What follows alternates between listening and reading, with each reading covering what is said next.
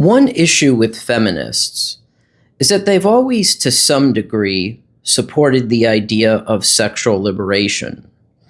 And in their mind, this was a way of fighting against traditional morality, which they viewed as patriarchal and sexist.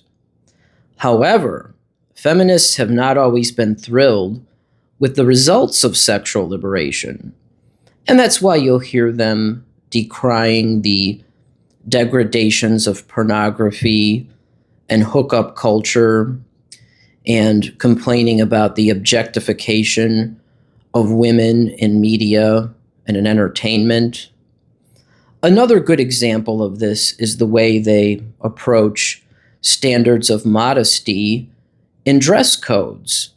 You'll have some feminist activists who do things like the so-called slut walk and explain how these standards are oppressive to women. But at the same time, you'll hear them complain about the male gaze and about how the beauty industry exposes and exploits women. Now, they can't admit they're wrong. So the way they account for their dissatisfaction is they blame all of this on men. And they come up with goofy concepts like this idea of male sexual entitlement. These contradictions are not merely annoying. They're consequential. And when you consider that men, for 70 years now, have been raised on the ethic of the sexual revolution, and in many cases they've been taught that women express and experience their sexuality in the same way that men do, men have been lured into habits and activities that are now being recast as exploitative. And this is where a lot of the excesses of the Me Too movement come into play. And I'm thinking now of a lot of these high-status males, athletes, older actors. You have these men with a lot of money who will date younger, beautiful women. They'll go from one relationship to another.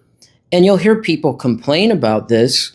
But I always ask the question, why wouldn't these men behave in this fashion?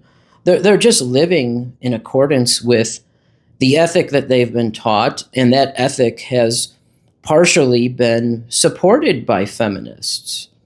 So this is an incredibly unfair and dangerous situation. I mean, these men are not going to refrain from this behavior just to satisfy some goofy feminist sensibility.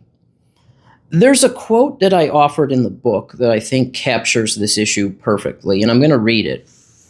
This is from a feminist author. She said, "But what has happened in the intervening decades is that sexual freedom has become another realm of women's experience for patriarchy to conquer. As soon as older feminists had won sexual liberation, patriarchy reframed it as sexual availability for men."